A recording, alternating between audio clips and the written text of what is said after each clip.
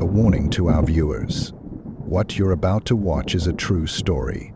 The following program contains content that some viewers may find disturbing. Viewer discretion is strongly advised.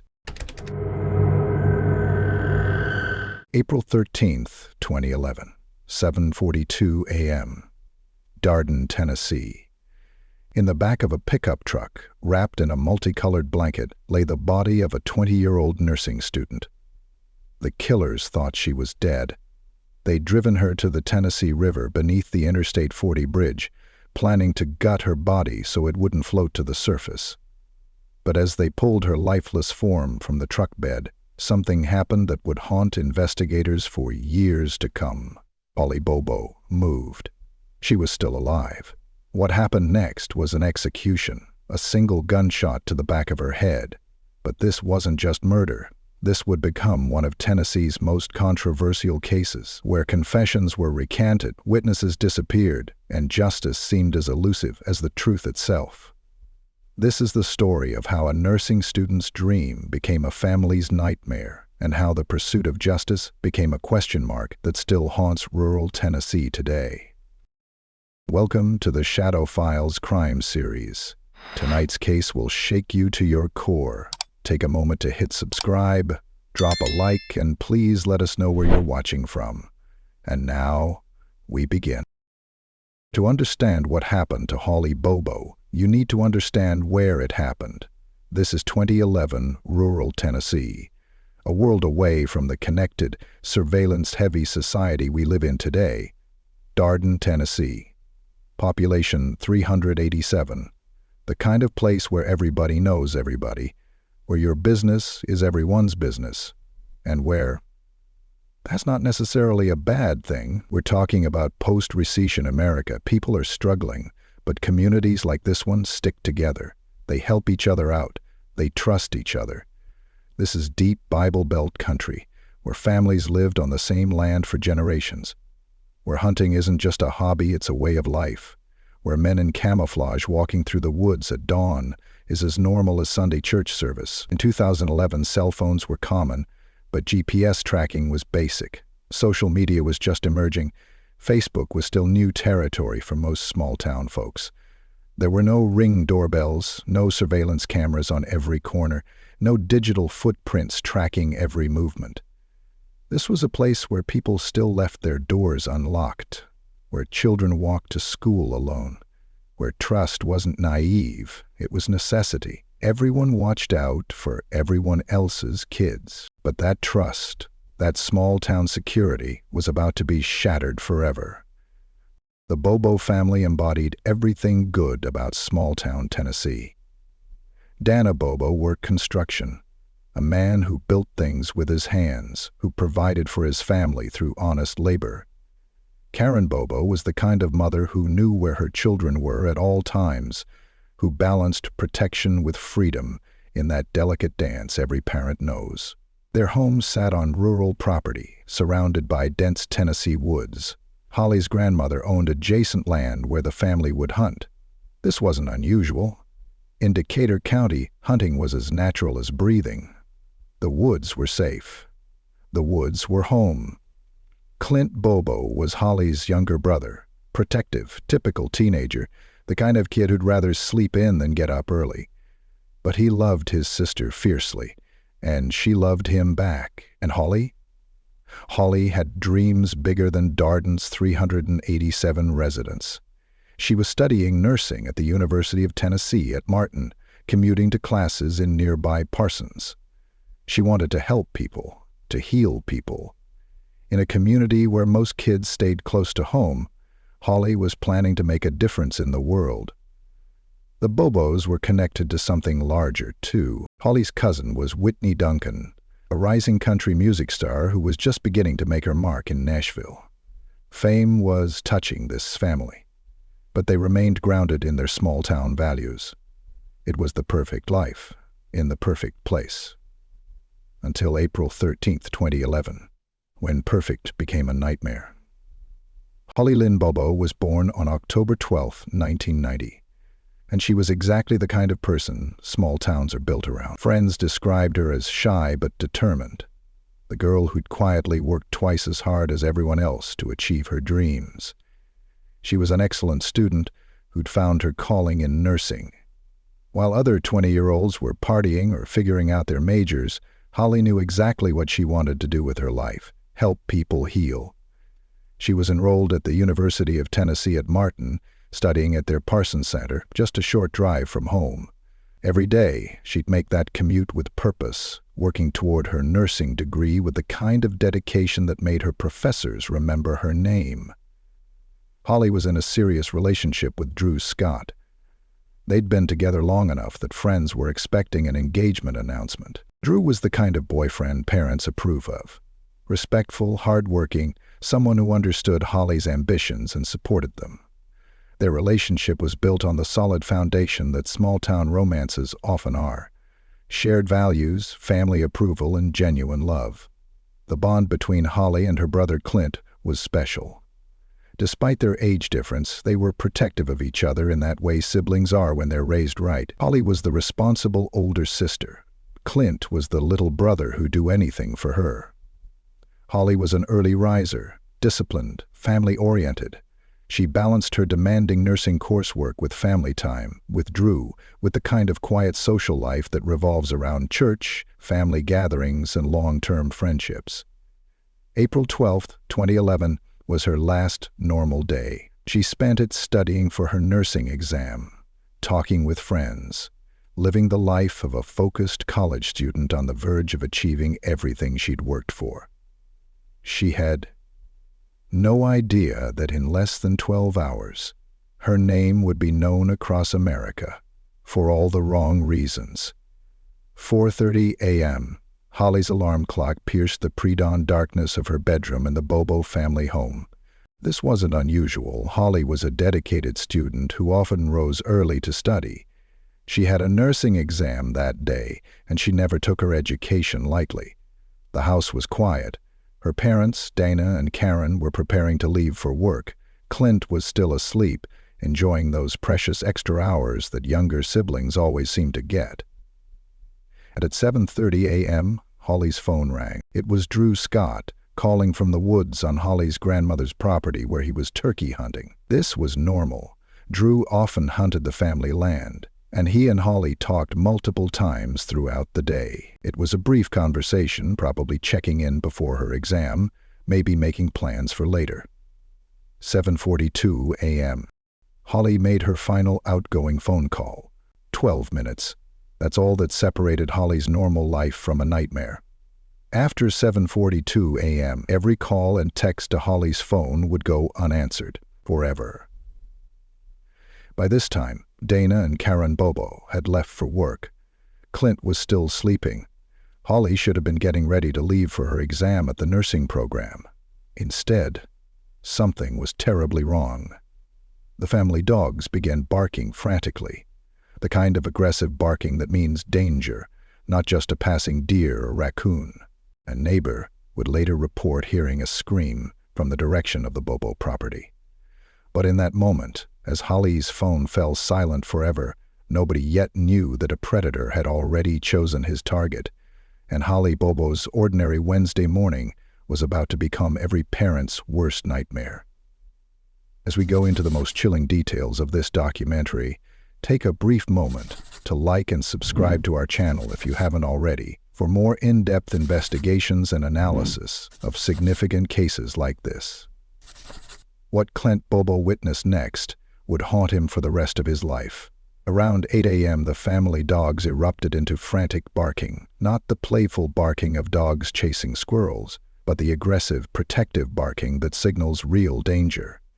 Clint was jolted awake, groggy and confused. He looked out his window toward the garage and saw his sister Holly kneeling on the ground, facing a man dressed in full camouflage from head to toe. They appeared to be having an intense conversation. Holly sounded very upset, heated. The man was doing most of the talking, and she would answer back. Clint could barely make out any words from his position in the house, but the few he caught would echo in his mind forever. Holly saying, "No, why?" Her voice filled with confusion, fear, desperation. But here's the fatal assumption that cost precious time. Clint thought he was watching his sister argue with her boyfriend Drew Scott. Drew hunted these woods regularly. Drew often wore camouflage. From a distance, in those crucial seconds, it seemed like a couple having a heated breakup conversation. Then Clint's mother, Karen, called the house. When Clint mentioned what he was seeing, Karen's response was immediate and terrifying. "Clint, that's not Drew. Get a gun and shoot him." But it was too late. By the time Clint processed what his mother had said, by the time he looked outside again, he watched in horror as Holly walked into the dense Tennessee woods with the stranger. She was walking, not being dragged, either willingly or under some kind of coercion that made resistance impossible. Clint ran outside with a loaded pistol, but they were gone. In the garage, where he'd seen Holly kneeling, he made a discovery that turned his blood cold. Holly's blood, fresh stains on the concrete, evidence that whatever had happened here was violent.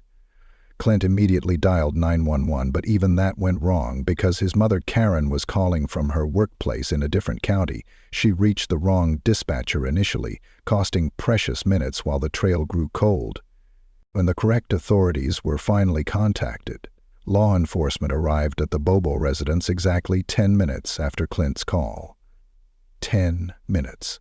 In a kidnapping, that might as well be 10 hours. Police immediately began canvassing the immediate area, deploying canine units to track Holly's scent into the woods. But the trail was already cold, and the dogs lost the scent quickly in the dense forest that surrounded the property. The one advantage investigators had was technology. Holly's cell phone was still active, and cell tower pings showed her phone moving away from her home tower, heading north. The digital breadcrumbs painted a terrifying picture. Holly was being taken further and further from safety, toward Interstate 40, toward places where she could disappear forever. Within hours, Decatur County had mobilized the largest search operation in its history. Hundreds of volunteers poured in from across Tennessee and neighboring states. The story captured national media attention. A beautiful nursing student vanishing in broad daylight from her own home. On April 15th, just 2 days after Holly disappeared, searchers found the first piece of evidence: Holly's lunchbox, discovered in the woods on Bible Hill Road, not far from the Bobo home. Inside was a sandwich and a card embroidered with the letter H. Heartbreaking proof that Holly had packed lunch for a school day she'd never see. More evidence followed. A receipt with Holly's name, a school card. Each discovery raised hopes and crushed them simultaneously. Proof Holly had been there, but no sign of Holly herself. But this was 2011. DNA processing took weeks, not hours. Cell phone tracking was basic. Surveillance cameras were scarce in rural Tennessee. The technology that might solve a similar case today simply didn't exist yet. Early in the investigation, authorities focused heavily on Terry Britt, a registered sex offender who matched Clint's description of the man in camouflage. His home was wiretapped, searched, put under surveillance. But despite fitting the profile perfectly, investigators couldn't make the case stick. As days turned to weeks and weeks turned to months, one terrible reality became clear. Holly Bobo had vanished without a trace, and whoever took her was still out there. For 3.5 years, the Holly Bobo case consumed Tennessee law enforcement. Multiple suspects were brought in, questioned, polygraphed, and cleared. Every lead turned into a dead end. Every promising tip led nowhere. But Dana and Karen Bobo never gave up hope. They organized search parties that brought thousands of volunteers to Decatur County. They kept Holly's name in the headlines, kept her face on missing person posters, kept the pressure on law enforcement. Their determination was both inspiring and heartbreaking. Parents who refused to accept that their daughter was gone forever. The case attracted massive national media attention. America's Most Wanted featured Holly's disappearance multiple times. Nancy Grace covered it extensively. The story of the nursing student who vanished in broad daylight captivated the country and brought unprecedented attention to rural Tennessee. Holly's disappearance sparked real change. Her case highlighted gaps in missing person protocols for young adults, leading to legislative efforts that would eventually become the Holly Bobo Act, expanding missing person alerts for people up to age 21. But as 2011 became 2012, and 2012 became 2013, and still no Holly, the terrible reality began to set in. The massive searches became smaller, the media attention faded, the case grew cold. Except Holly's family never stopped believing she'd come home. Larry Stone was just hunting ginseng when he made the discovery that would break a community's heart. It was an ordinary day in the woods of northern Decatur County, about 20 miles from the Bobo home. Stone and his cousin were foraging for the valuable root that grows wild in Tennessee forests. It was routine, peaceful work, until Stone spotted something that didn't belong. An overturned bucket, sitting alone in the woods. Curious, Stone flipped the bucket over. What he found underneath would haunt him forever. A human skull, weathered by 3.5 years in the Tennessee elements. Stone immediately broke down in tears. He told his cousin, "Please tell me that's one of those things they use in school and that's not real." But deep down, he already knew. After years of searching, after countless false leads and crushed hopes, someone had finally found Holly Bobo. When investigators arrived, they discovered partial skeletal remains scattered across the forest floor. Holly's skull, several ribs, a shoulder blade, her teeth. But it was what they found in Holly's skull that confirmed everyone's worst fears. A bullet hole in the back of her head. The bullet had entered the back right side and traveled to the front left, fracturing her left cheekbone when it exited. Holly hadn't just been kidnapped. She'd been executed. Near the remains, investigators found Holly's wallet containing her driver's license, final proof that their 3-year search was over. DNA testing officially confirmed what everyone already knew. The remains belonged to Holly Lynn Bobo. The nursing student who'd walked into the woods on April 13, 2011, had been found just off Interstate 40, in the exact area where her cell phone had last pinged that terrible morning.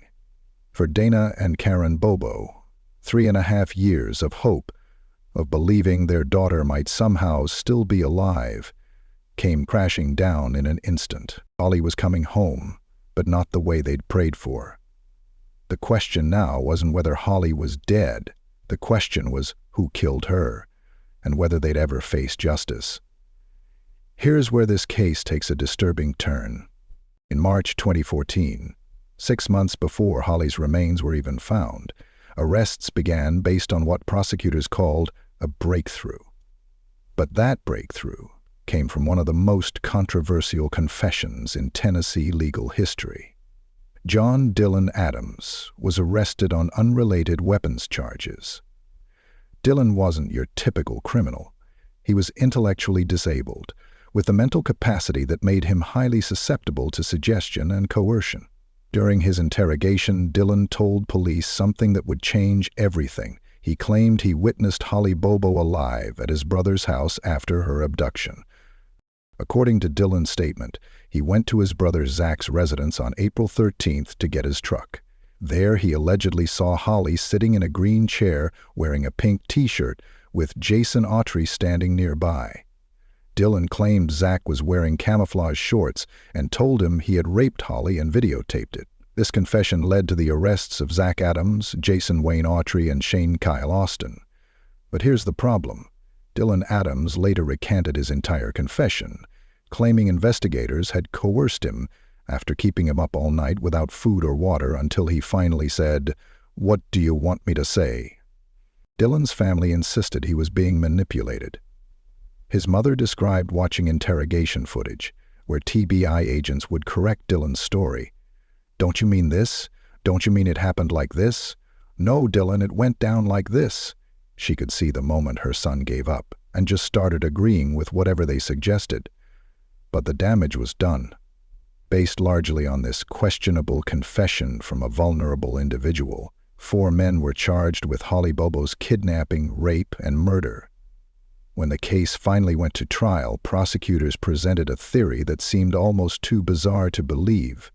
They claimed the motive for Holly's abduction wasn't sexual assault or robbery, it was to teach her brother Clint how to make methamphetamine. According to the prosecution, Austin, Zach Adams, and Autry went to the Bobo residence that morning specifically to involve Clint in drug manufacturing. When Holly emerged from the house screaming and hollering, they made the split-second decision to abduct her instead. The prosecution alleged that Holly was taken to a barn owned by Austin's grandmother, where she was raped by multiple attackers. Then, according to their timeline, the men decided to dispose of her body by the Tennessee River under the Interstate 40 bridge. But here's where Jason Autry's testimony became crucial. Autry claimed that when they unloaded Holly's body from the truck bed, they realized she was still alive. At that point, according to Autry, Zach Adams shot Holly in the back of the head to finish what they'd started. Autry's testimony was graphic, detailed, and delivered with a kind of calm precision that made juries believe every word. He described wrapping Holly in a multicolored blanket, loading her into the truck, driving to specific locations. His story had the ring of truth because he knew details that seemed impossible to fabricate. But there was one problem with Autry's testimony. He had access to all the discovery materials before he testified, meaning he could synchronize his story with the known evidence. The prosecution's case against Zach Adams was built entirely on circumstantial evidence. There was no DNA linking him to the crime, no fingerprints, no physical evidence whatsoever connecting him to Holly's murder. What they did have was a neighbor's report of seeing a white truck driving rapidly on the morning of Holly's disappearance. Zach Adams drove a white truck. They had alleged threatening statements. Adams's then-girlfriend, Rebecca Earp, testified that he told her he would tie me up just like he did Holly Bobo, and nobody would ever see me again. Multiple witnesses claimed Adams had made incriminating statements about his involvement. It remains to be seen how Adams had made incriminating statements about his involvement. They had a gun, an Arminius model HW.532 caliber revolver that was allegedly used to kill Holly. A local man claimed Austin and Autry had sold him the weapon in exchange for drugs. But forensic tests on the gun failed to find any DNA or fingerprints, and prosecutors couldn't link the weapon to the case through ballistics testing. 2 pieces of paper belonging to Holly, a receipt and a note card, were found on the road where Austin lived, with the receipt discovered just 75 feet from his driveway. But perhaps most damning was the testimony of Jason Autry himself. His detailed account of Holly's final hours, his admission to helping dispose of her body, his willingness to cooperate with prosecutors in exchange for a dramatically reduced sentence. It was enough to convince a jury that Zach Adams was guilty of one of Tennessee's most heinous crimes, but was it enough to convince them of the truth? September 2017, 6 years after Holly vanished, Zachary Adams finally faced a jury. The prosecution had one star witness, Jason Autry. Autry's testimony was chilling. He claimed he went to Austin's house to buy drugs and witnessed the cover-up. Holly's body was wrapped in a blanket in Zach's truck. They drove to the Tennessee River to dispose of her, but when they unloaded the body, Holly was still alive. That's when Zach Adams allegedly shot her in the back of the head. The defense fought back hard. No DNA evidence, no fingerprints, nothing linking Adams to the crime. More damaging, cell phone data contradicted Autry's timeline. For his story to work, the men would have had to drive 106 miles per hour on winding gravel roads. None of the accused matched Clint's description. The Adams brothers were too tall or heavy. Only Austin fit the physical description, but he had short red hair. Clint described long, dark hair. In a stunning twist, former TBI agent Terry Dicus testified for the defense. He told jurors he'd ruled out these men early because their alibis checked out, and cell phone records placed Adams miles away during the abduction. September 22, 2017. Guilty on all charges. Zachary Adams was sentenced to life without parole plus 50 years. Dylan Adams took an Alford plea in January 2018, maintaining innocence while accepting a 35-year sentence. Jason Autry, whose testimony convicted Adams, served only 8 years, released September 2020. Case closed, justice served, or so it seemed, January 2024. The case exploded again. Jason Autry filed a shocking admission. From federal prison, he lied about everything. His entire testimony was fabricated. In his own words, Autry said he added Holly to it, took a real day from his life, and inserted Holly's murder into his timeline. Synchronized his lies with discovery evidence to make them believable. The man whose testimony put Adams away for life now admits he made it all up to get out of prison. In June 2024, the case returned to court. Holly's parents sat in the same courtroom where they'd watched justice seemingly served 7 years earlier. The question now isn't whether Holly was murdered. She was. The question is whether Tennessee convicted an innocent man while the real killer walks free. Did the system fail Holly Bobo twice? Once by letting her killer escape, and again by convicting the wrong person? If Zach Adams didn't kill Holly Bobo, then who did?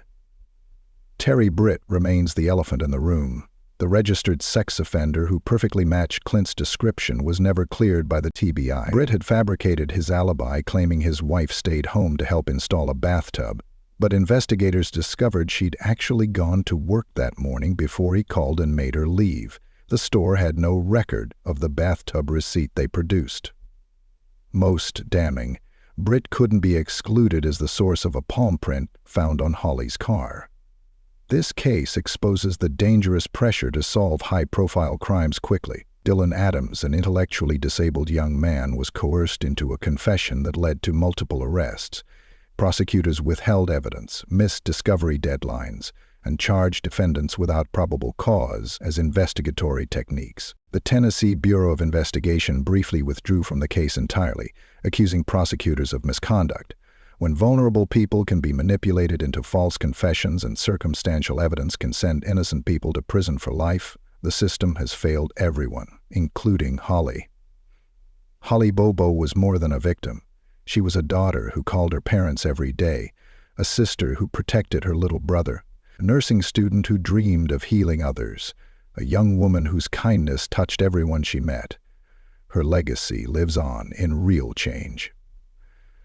The Holly Bobo Act expanded missing person alerts to include young adults up to age 21, helping other families avoid the delayed response that may have cost Holly her life. Highway 641 through Decatur County now bears her name, ensuring that everyone who travels that road remembers a young woman whose dreams were stolen too soon. Dana and Karen Bobo continue their fight, not just for justice for Holly, but for truth. Their strength in the face of unimaginable loss reminds us that love endures even when hope is tested. Holly Bobo deserves to be remembered not for how she died, but for how she lived, with purpose, with compassion, and with dreams of making the world better. That's the legacy that matters. That's the Holly we should never forget. And until the truth finally comes to light, her story remains unfinished.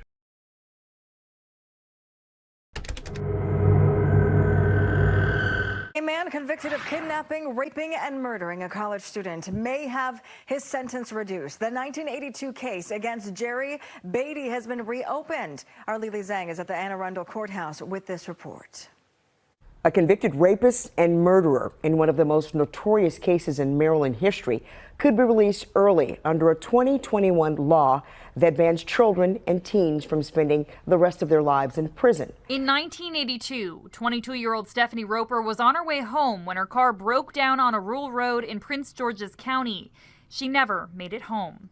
Defendants Jack Jones and Jerry Beatty were later convicted of kidnapping, raping, and murdering the college senior before dismembering her and setting her body on fire. April 3rd, 1982. A remote stretch of road in Prince George's County, Maryland. The smell hit the investigators first. Charred flesh. Gasoline. A putrid stench that would cling to their clothes for weeks. Then they saw what was left of her. Burned beyond recognition, hands severed to prevent identification. The kind of calculated brutality that makes hardened detectives question humanity itself. But Jerry Beatty had made one fatal mistake. He couldn't stop bragging about what he and his partner had done to the 22-year-old college student they'd found stranded on this very road just hours before. What started as a simple car breakdown had turned into a night of unimaginable torture in an abandoned shack deep in the Maryland woods. And when Stephanie Roper accidentally learned one of their names, her fate was sealed. This wasn't just murder. This was a crime so brutal, so shocking, it would rewrite American law forever. This is the story of Stephanie Roper. Welcome to the Shadow Files crime series. Tonight's case will shake you to your core. Take a moment to hit subscribe, drop a like, and please let us know where you're watching from. And now, we begin. Spring 1982. America is caught between two worlds. Ronald Reagan's optimism fills the airwaves. Morning in America, they call it. But in the shadows, a different reality is taking hold. Across the nation, violent crime is spiking. The FBI reports that a murder occurs every 23 minutes. Serial killers, like the Green River Killer, are hunting in the Pacific Northwest. In Atlanta, children are disappearing from their neighborhoods. The golden age of the suburban dream is cracking, and nowhere feels truly safe anymore. In rural Maryland, this new fear creeps along country roads that have connected farming communities for generations. Prince George's County, a patchwork of small towns, tobacco farms, and endless stretches of dark asphalt where a broken-down car means you're truly alone. And if the unthinkable happened to you or someone you loved, the justice system had a brutal message: you don't matter. Victims' families were legal ghosts. No right to speak, no right to know, no right to be heard. The courts served everyone except those who needed them most. 22 years old in the spring of 1982, Stephanie Roper embodied everything hopeful about her generation. Born and raised in Crewe, Maryland, a farming community where Friday night high school football still mattered and everyone knew their neighbors' first names. Her father, Vincent, built houses with his hands. Her mother, Roberta, kept the family grounded with Sunday dinners and unwavering moral principles. They raised Stephanie to believe that hard work, kindness, and faith could overcome any obstacle. At Frostburg State University, Stephanie was training to become an elementary school teacher, not because the pay was good, but because she genuinely believed she could change lives. Her professors noted her natural ability to connect with children who struggled, her patience with those who needed extra help. Friends remember her infectious laugh. She carried a camera everywhere, capturing moments others missed, documenting a world she genuinely loved. She volunteered at literacy programs during breaks, helping adults learn to read, work that paid nothing but meant everything to her.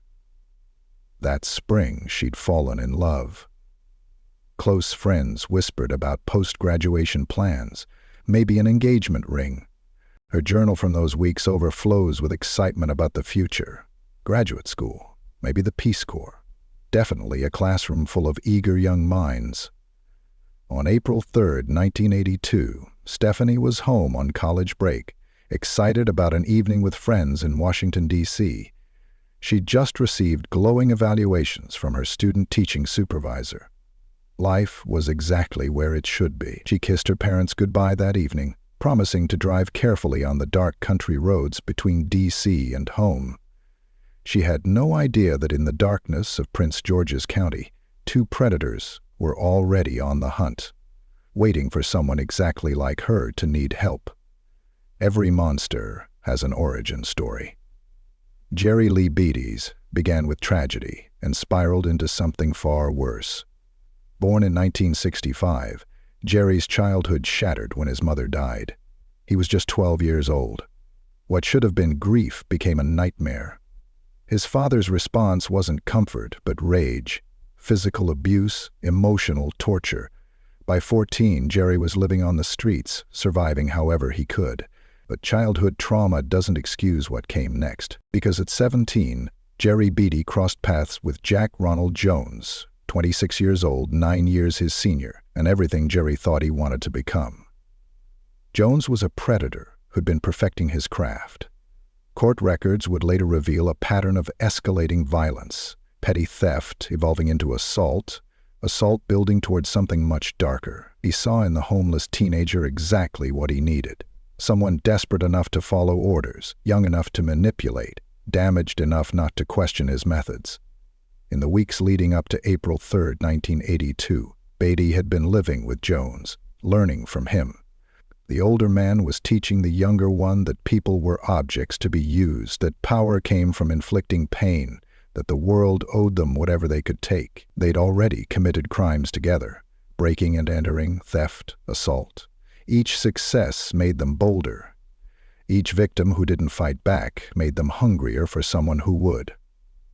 That night they were prowling the dark roads of Prince George's County, looking for opportunity. What they found was a young woman whose only mistake was trusting that strangers might actually want to help. April 3, 1982, Saturday night in Washington, D.C. Stephanie and her friends head to the 21st Amendment, a popular bar in the West End where college students went to blow off steam. For Stephanie, it was pure celebration. Her student teaching evaluations had been stellar. Graduation was just weeks away. Life felt limitless, full of possibility. Around midnight, the group called it a night. Stephanie offered to drive her friend home to Brandywine, Maryland. A 30-minute detour, but that was Stephanie, always putting others first. After dropping her friend off safely, Stephanie began the familiar drive back to Croom along Route 4, the same road she'd traveled hundreds of times. Dark country highway, flanked by dense woods and the occasional farmhouse. Then disaster. Her car began to sputter, lose power. In 1982, there were no cell phones, no GPS, no way to call for help. Just you, your car, and whatever stranger might happen to drive by. Stephanie managed to pull over near a crossroads, a desolate stretch where the darkness seemed to swallow everything beyond the reach of her headlights. She was completely alone, completely vulnerable. That's when she saw the headlights approaching, two men in a beat-up car, slowing down, pulling over. In the moment that would haunt investigators for decades, Stephanie made the choice that anyone would make. She trusted them. Jack Jones and Jerry Beatty stepped out of their car offering help with practiced smiles, but the moment Stephanie relaxed, the moment she let her guard down, Jones pulled a gun. They forced her into their vehicle at gunpoint, leaving her disabled car behind like a gravestone on the dark road. Destination: an abandoned shack deep in the woods of St. Mary's County, miles from anywhere, miles from anyone who could hear her scream. What happened in that isolated shack over the next several hours represents some of the most brutal violence in Maryland's criminal history. Stephanie was tortured, raped repeatedly, beaten with a logging chain that investigators would later find stained with her blood. For hours, she endured unimaginable suffering at the hands of two men who had completely abandoned their humanity. But even in hell, Stephanie fought. Court records document multiple escape attempts, each one proof of her incredible courage, her refusal to surrender, even when hope seemed impossible. She was a teacher, trained to protect children, and that protective instinct extended to herself. Then came the moment that sealed her fate.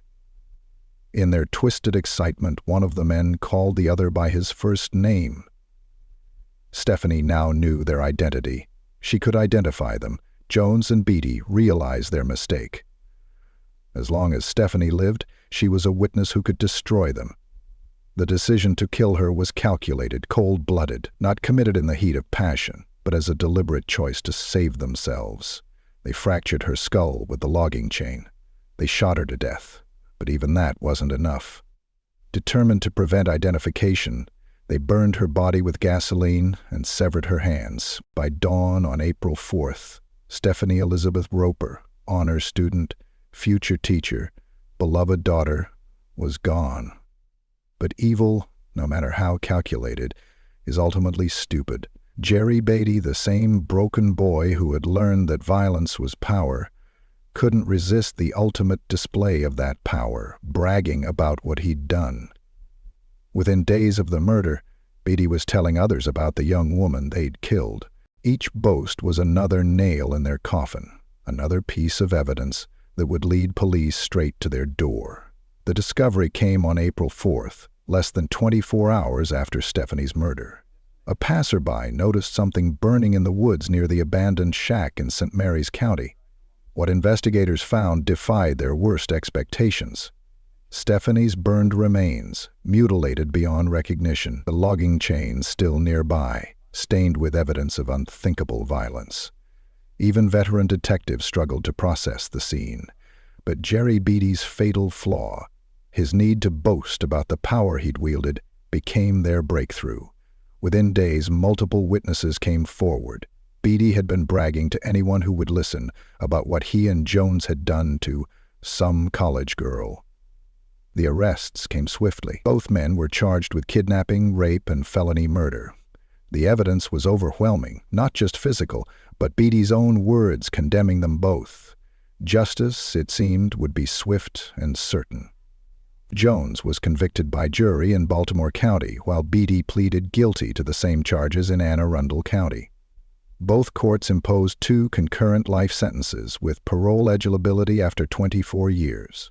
But Jones would never serve his full sentence. He took his own life in prison, robbing the Roper family of any chance for him to face their questions, to understand the full impact of his crimes, or to show any semblance of accountability. Vincent and Roberta Roper had lost their daughter in the most horrific way imaginable. Now they were about to discover that their legal system would inflict a second trauma almost as devastating as the first.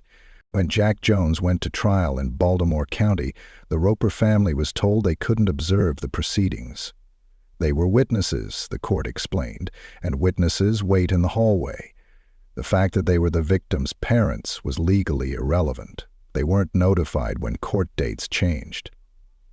When plea negotiations happened behind closed doors, they learned about it from newspaper reporters. When sentencing approached, they were told their voices didn't matter. The state spoke for their daughter now, not them. The final insult came at sentencing.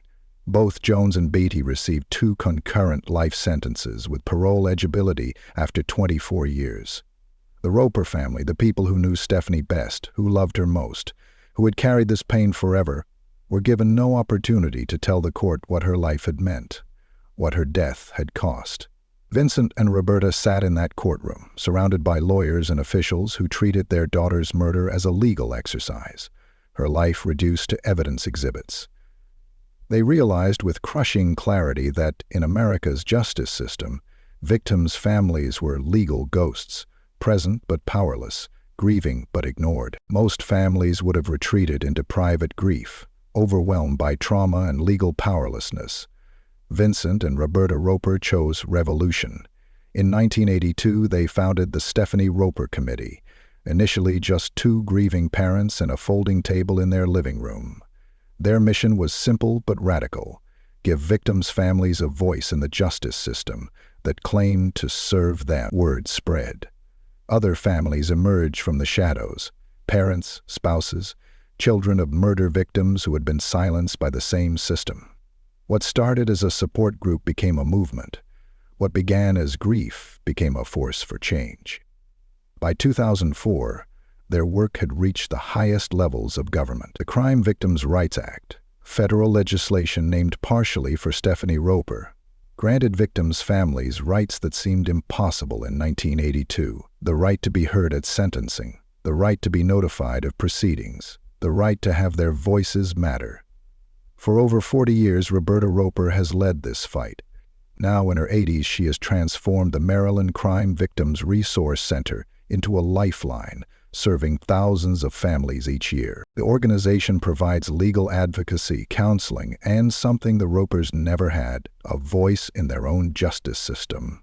Today, Stephanie's name appears on highway signs across Maryland. The Stephanie Ann Roper Gallery graces her university campus. The Roper Victim Assistance Academy trains advocates nationwide. But her greatest monument isn't carved in stone. It's written in law, spoken in courtrooms where victims' families finally have the right to be heard. 42 years after Stephanie Roper's murder, Jerry Beatty sits in a Maryland courtroom once again. Now 59 years old, gray-haired and wearing the demeanor of a reformed man, he's seeking something that seemed impossible in 1982, freedom. Jones was 26, but Beatty was only 17 at the time. Both were sentenced to life in prison. It was a reality Beatty faced until the Juvenile Restoration Act passed 3 years ago. Defendants who were convicted under the age of 18 are now eligible for release after serving at least 20 years in prison. There are crimes for which, when a person commits them, they should never see the light of day, and this is one of them. Advocates like Kurt Wolfgang, the executive director of the Maryland Crime Victims Resource Center, strongly oppose Beatty's release, citing the, quote, horrific nature of the crime and the potential harmful effects on victims. State's Attorney Scott Schellenberger of Baltimore County opposed the bill. There just needs to be a point in time where I can say to a victim, it's over. And unfortunately, you can't do that here in the state of Maryland. In 2021, Maryland passed the Juvenile Restoration Act, legislation allowing those convicted as minors to petition for sentence reductions after serving 20 years. Beatty was 17 when he tortured and murdered Stephanie. Under this new law, he qualifies for consideration. His defense presents a compelling narrative: childhood trauma, decades of rehabilitation, a bachelor's degree earned behind bars, genuine Christian faith, testimonials from fellow inmates and correctional officers who swear he's a changed man. To the victim's family, first of all, I want to say he's not the same person. Secondly, I want to say that he still feels a lot of regret about what he did, but there's nothing he can do about it. 8 witnesses testified on his behalf, calling him a low risk for future violence. But sitting in that same courtroom is Roberta Roper, now over 80 years old, her hair white with the weight of 4 decades of advocacy. She has forgiven Beatty, she tells the court, but forgiveness doesn't mean forgetting. It doesn't mean ignoring accountability. We were shut out of the trial, she reminds the court, her voice steady despite the years. We felt cheated when Jones took his own life.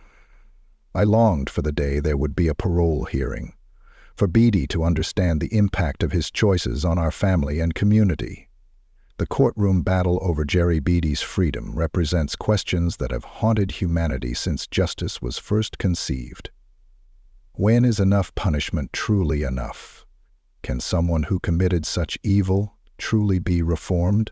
And who has the right to make that determination?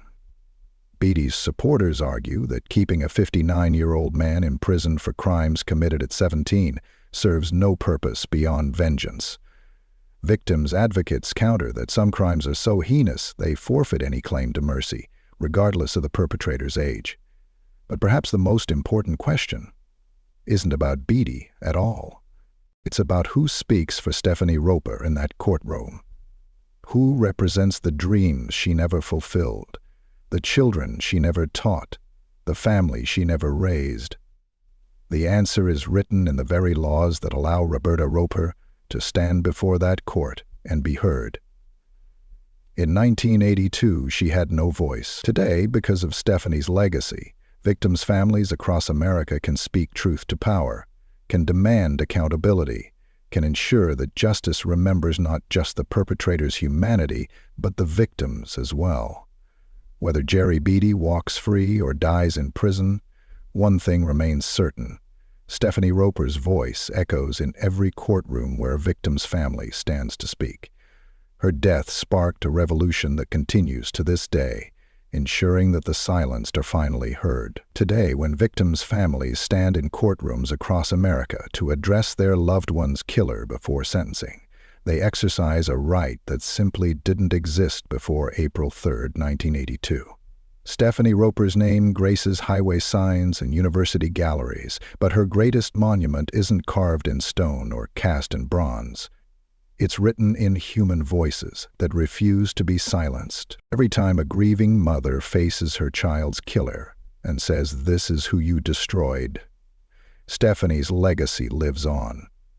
Every time a father demands accountability before sentencing, her spirit stands with him, because sometimes the most profound way to honor the dead is to ensure the living never suffer in silence again. The last time I saw Stephanie, she was going out the garage, and I went out with her, and the last thing she said to me were, "Do these socks look okay, Mom?" And I said, "Sure, they're fine." And she said, "I really have to clean up this car tomorrow," because she had piled in a bunch of her stuff from school. And I said, "Have a good time, have fun, and give me a call if you're going to be later than I expect you." And she said, "Goodbye."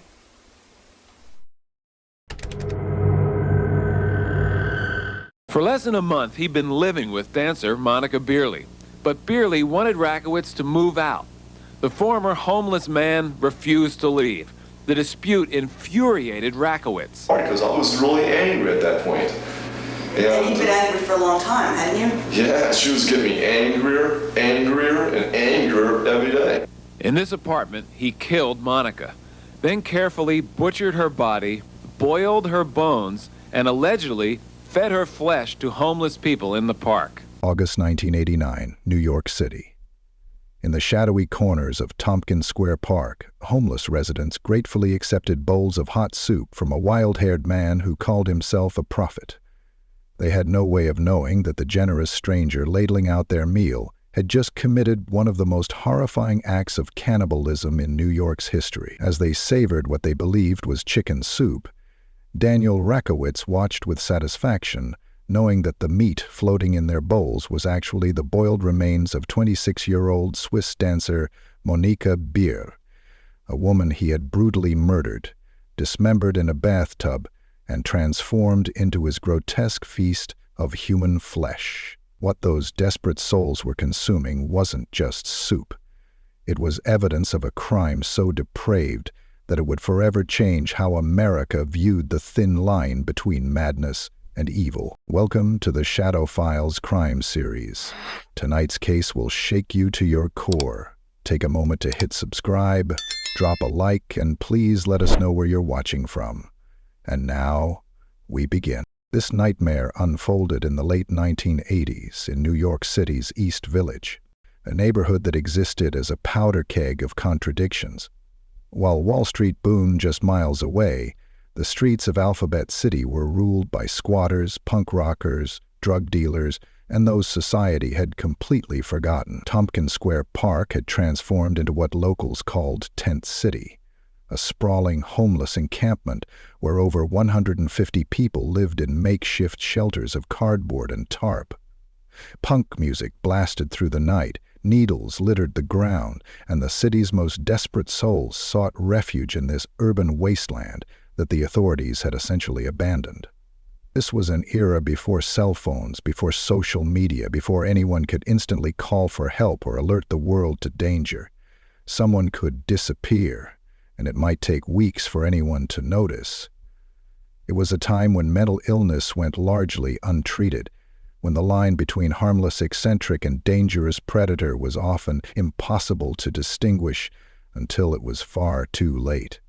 In this forgotten corner of America, a man carrying a live rooster and harboring delusions of godhood would commit an act so heinous that it would become the stuff of New York legend, a crime that marked the absolute nadir of the neighborhood's descent into chaos.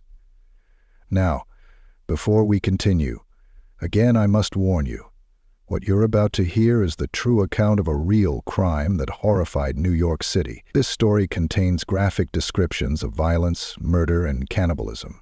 Some viewers may find this content deeply disturbing. Viewer discretion is, once again, strongly advised. 26-year-old Monika Beerley was everything the American dream represented to a young woman from small-town Switzerland. Born in St. Gallen, a picturesque city nestled in the Swiss Alps, she had traded the safety of her homeland for the electric promise of New York City. Monika had come to America with one burning ambition: to study at the prestigious Martha Graham Center of Contemporary Dance, where legends were made and careers launched. But dreams, in New York, came with a price. To survive while pursuing her passion, Monika worked nights as a dancer at Billy's Topless, a job that paid the bills but was worlds away from the artistic expression she craved. Those who knew her described Monika as quiet, almost withdrawn, the nicest person you'd ever meet, according to friends. She shared a cramped East Village apartment with several other young dreamers, all trying to make it in a city that chewed up and spat out the unprepared. In early August 1989, fate intervened in the worst possible way.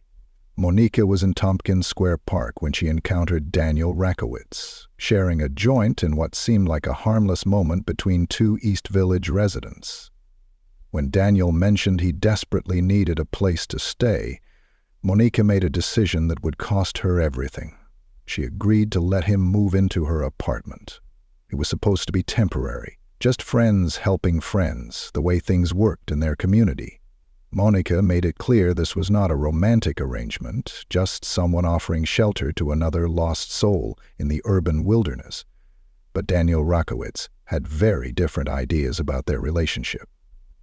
In those final weeks of her life, Monica struggled to balance her demanding dance classes, her exhausting night job, and an increasingly unstable roommate whose behavior grew more erratic with each passing day.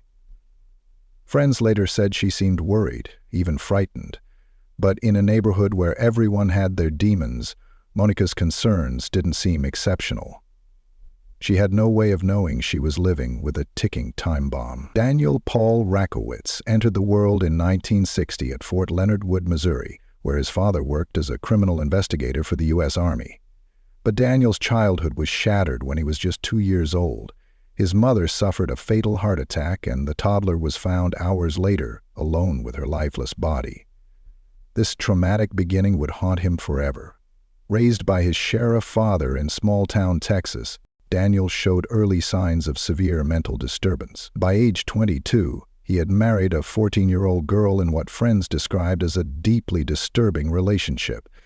His young bride would later testify in court about the horrors she endured, describing how Daniel would chain her to the refrigerator when he left for work, claiming she had requested this treatment.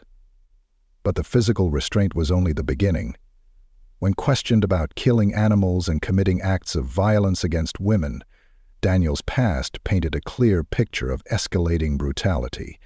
In chilling testimony, she revealed that Daniel had bragged to her about his previous acts of violence, how he had decapitated a dog with cold precision, how he had strangled a prostitute and watched the life drain from her eyes, and how he had used a screwdriver to gouge out a woman's eye from its socket. These weren't drunken boasts or idle threats.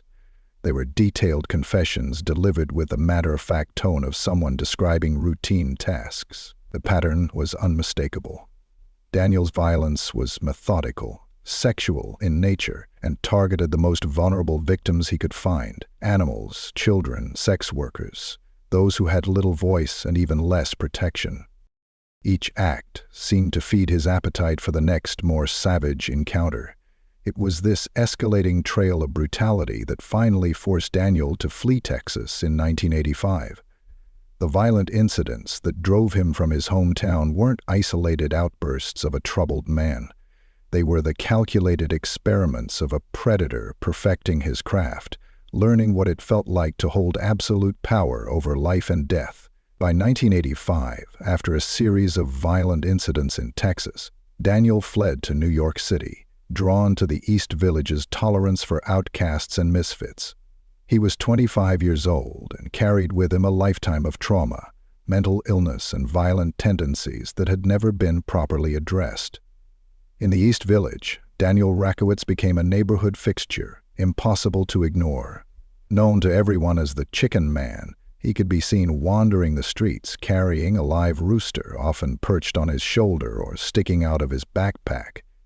His wild blonde hair, scraggly beard, and 70s-era clothes made him stand out even in a neighborhood that celebrated eccentricity. Daniel founded his own religion, which he called the Church of 966. He believed that while the biblical number 666 represented Satan, the devil had evolved through the generations and was now represented by 966. As his calling card, Daniel would scrawl this number on walls throughout the neighborhood, using chicken blood, marking his territory like some deranged urban prophet. He supported himself dealing marijuana and methamphetamines in Tompkins Square Park, all while preaching about the power of Satan, government overthrow, and animal sacrifice. Daniel believed he was God incarnate, destined to become the youngest person ever elected to the U.S. presidency. His delusions knew no bounds. But there was another side to Daniel that made him particularly dangerous. His apparent acts of kindness. He regularly cooked large pots of food to serve the homeless population of Tompkins Square Park. No one could have imagined that this seemingly generous gesture would one day become the vehicle for his most horrific crime. In August 1989, Monica Beerley made what seemed like a simple act of kindness. She allowed Daniel Rakowitz to move into her shared East Village apartment. What she saw as a temporary arrangement to help someone in need, Daniel immediately interpreted as something far more significant. In his delusional mind, they were now romantic partners, lovers destined to be together. The reality couldn't have been more different. For Monica, Daniel was simply a roommate helping with rent in an expensive city. But Daniel's behavior quickly became impossible to ignore. Other residents were disturbed by his bizarre religious rants about Satan and animal sacrifice, his constant preaching about his Church of 966, and his increasingly possessive behavior toward Monica. The volatile dynamics between his delusions and her attempts at maintaining normalcy created a powder keg in the small apartment. After just 16 days of living together, Monica reached her breaking point. She told Daniel he had to leave. A decision that would seal her fate. For a man with a documented history of violence against women, rejection was intolerable. Friends later said Monica seemed genuinely scared in those final days. But in a neighborhood where everyone had problems, she didn't know where to turn for help. The final argument began like so many others. Daniel's refusal to accept that their relationship existed only in his mind. Monica's firm insistence that he move out, but this time, Daniel's rage would cross a line from which there was no return. What should have been a simple conversation about living arrangements became the prelude to unthinkable horror. As we go into the most chilling details of this documentary, take a brief moment to like and subscribe to our channel if you haven't already, for more in-depth investigations and analysis of significant cases like this. On August 19, 1989, the confrontation that had been building for days finally erupted. Monica made her final stand for independence, demanding that Daniel leave her apartment and her life. But Daniel Rakowitz had other plans. I went ahead and just punched her. Where'd you punch her? Right in the throat. You punch her hard? Yeah. As hard as you've ever punched anybody before? Yeah, well, one time I had a fight with like 19 guys, and then I was punching pretty well too. In a moment of explosive violence, Daniel struck Monica in the throat with such brutal force that it crushed her windpipe and killed her almost instantly. Some accounts suggest an even more savage attack, that he stabbed her over 30 times with a carving knife while she was in the bathtub, her life draining away as she fought desperately for survival. In that horrific moment, a young woman's dreams of becoming a professional dancer died with her. The small-town Swiss girl who had traveled thousands of miles to pursue her passion in America became the victim of a monster who had been hiding in plain sight. Monica Beerley was 26 years old, and her life was over. What happened next defied human comprehension. Rather than fleeing or calling for help, Daniel Rakowitz began a methodical process of dismemberment that revealed either careful planning or terrifying instinct. Using skills he had learned working in restaurant kitchens, he drained the blood from Monica's body and began the systematic process of separating bones from flesh. The apartment bathtub became his workspace as he carved up the woman who had shown him kindness. Then came the most horrific part.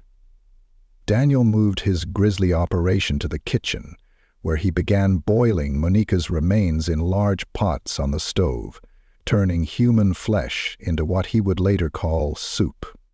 A detailed diagram that Daniel later drew for psychiatrists and presented in court showed the methodical nature of his butchery. Labeled with chilling precision were items like napkin with teeth, sawed in half leg bones, and hundreds of face pieces. For 10 full days, Daniel lived in this apartment of horrors, surrounded by the evidence of his unspeakable crime.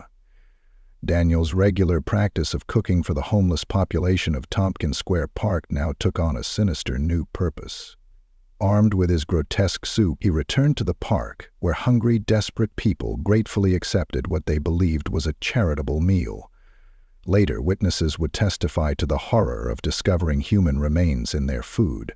One homeless man found an unmistakable human fingertip floating in his bowl. When the truth eventually emerged, Daniel bragged about his cannibalistic creation with chilling pride.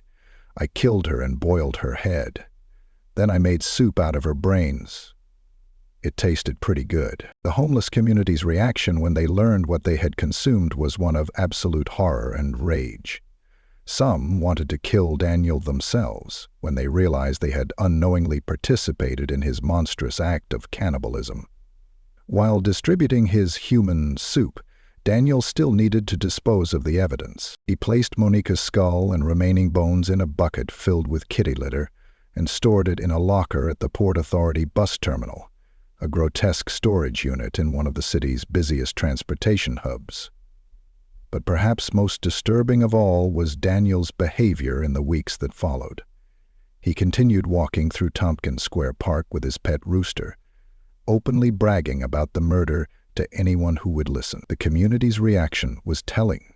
They thought he was crazy, but surely not capable of something this monstrous.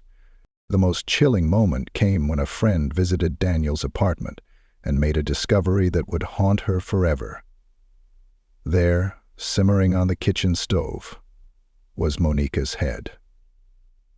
Paralyzed by the sheer horror of what she was seeing, she ran from the apartment, too traumatized to even think of calling police. For weeks, Daniel made open confessions about his crime, but in a neighborhood full of drug addicts, mentally ill individuals, and people prone to wild stories, no one took his claims seriously. The very community that had embraced Daniel as an eccentric character couldn't comprehend that their chicken man had become something far more dangerous, a cannibal killer hiding in plain sight. By September 1989, the rumors swirling around Tompkins Square Park had become too persistent to ignore. On September 8th, police finally began investigating reports of a missing woman and increasingly disturbing stories about Daniel Rakowitz's claims of murder. 5 days later, on September 13th, officers tracked Daniel down at a Brooklyn restaurant where he worked as a dishwasher. When confronted, his reaction was as chilling as it was unexpected. Daniel immediately confessed to the crime and offered to lead police directly to Monica's remains. The journey to the Port Authority bus terminal became a surreal procession as Daniel calmly guided detectives through one of the city's busiest transportation hubs to a storage locker he had rented. Inside, exactly as he had promised, police discovered a bucket filled with kitty litter and, floating within it, the unmistakable shape of a human skull and scattered bones. The evidence was so shocking that it made even hardened New York detectives physically ill. Here was proof that the neighborhood madman's wild boasts had been horrifyingly real. The chicken man, who had seemed like just another East Village eccentric, had actually committed one of the most depraved murders in the city's history. But the investigation would take an even darker turn. In 1992, 3 years after the murder, police reopened the case following reports that Daniel may not have acted alone. They began investigating possible connections to a drug-sex cult operating from an Eastville storefront called the Church of the Realized Fantasy. This bizarre organization, run by known drug dealer Michael Cesar, described itself as a communal marijuana sex church where members would use drugs together and engage in group sexual activities. Law enforcement suspected the cult may have assisted Daniel with Monica's murder as part of a satanic ritual, possibly inspired by the occult philosophy of Aleister Crowley. The investigation led to the arrest of Randy Easterday, a cult member who was charged with assisting in the crime. This development raised disturbing questions about whether Daniel's act of cannibalism was not the product of one man's madness, but part of a larger conspiracy involving ritual murder and satanic worship. When Daniel Rakowitz finally went on trial in February 1991, It became a media sensation that gripped New York City. The courtroom was packed as prosecutors and defense attorneys grappled with a fundamental question: was this man evil or insane? Daniel's behavior during the trial only added to the spectacle. He frequently interrupted proceedings with bizarre outbursts and, after the verdict was read, shocked everyone by telling the jury, "I hope we can share a joint together someday." He even offered to smoke marijuana with the judge, who dismissed him with an embarrassed wave and called the entire proceeding a lulu. After 9 grueling days of deliberations, the jury struggled to comprehend the incomprehensible horror they had heard described in testimony. Psychiatric experts testified about Daniel's severe schizophrenia and long history of untreated mental illness, painting a picture of a man whose grip on reality had completely shattered. On February 22, 1991, the verdict was announced: not guilty by reason of insanity. Daniel's reaction to the verdict was as disturbing as everything else about his case. Rather than showing remorse, he promised the court he would sell a lot of marijuana to bring to justice the people who actually committed this crime. Still maintaining his innocence even after his detailed confession, he was immediately committed to the Kirby Forensic Psychiatric Center on Ward's Island, a maximum security facility for the criminally insane. Meanwhile, thousands of miles away in Switzerland, Monica's family learned the horrific details of their daughter's fate. A young woman who had traveled to America to pursue her dreams had instead become the victim of an unthinkable nightmare. The East Village community was forced to confront its darkest hour, realizing that their tolerance for eccentricity had allowed a monster to hide among them until it was too late. Daniel's commitment to Kirby was not permanent.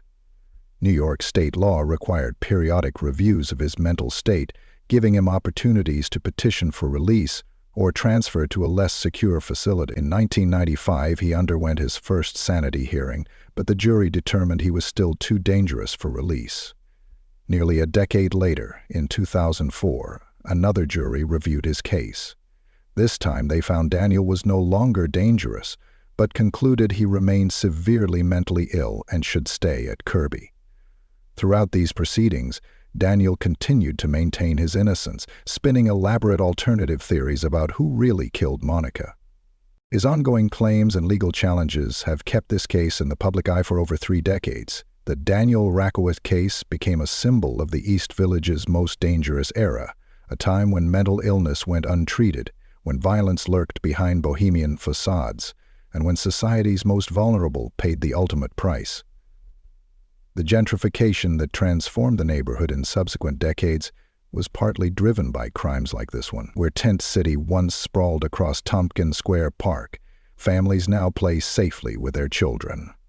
The boutiques and restaurants that line the streets today would be unrecognizable to those who lived through the area's darkest days. But for those who remember, there are some things they can never forget, especially the homeless residents, who unknowingly consumed Daniel's horrific soup. And occasionally, modern Eastville residents make a chilling discovery. They're living in the very building where this unthinkable horror occurred, walking the same streets where a cannibal once roamed freely, serving human flesh to the hungry and desperate. Today, Daniel Rakowicz remains at Kirby Forensic Psychiatric Center, where he's been held for over 3 decades. At 64 years old, he continues to petition for release, continues to claim innocence, continues to blame others for the horrific crime that shocked New York City. Monica Beer would have turned 61 this year. She came to America with dreams of becoming a professional dancer, of making art that would move people, of building a life far from her small Swiss hometown. Instead, she became the victim in one of the most disturbing cases in New York criminal history. The East Village of today bears little resemblance to the dangerous, chaotic neighborhood of 1989. Where once stood Tent City and Tompkins Square Park, now families play and couples walk their dogs. The boutiques and restaurants that line the streets would be unrecognizable to those who lived through the area's darkest days. But for those who remember, for those who were there, the horror of what Daniel Rakowicz did can never be fully erased. They remember a time when madness walked freely among them, when the line between eccentric neighbor and deadly predator was invisible. until it was too late. If you enjoyed this content, join our community by subscribing and turning on notifications. Every subscriber makes it possible for us to keep creating content we're passionate about sharing with you. See, I actually even left out. I went to make a pot delivery of all things at Tompkins Square Park. And I came back like about 2 hours later, and she was still lying there. She was still breathing? No, then I touched her and she was cold. That's when you realized she was dead? That's when I realized she was dead. What did you do then? Then I was very fearful. And then I went ahead and did what I did. What did you do? The horribleness in which what I did to her. I dissected her body totally.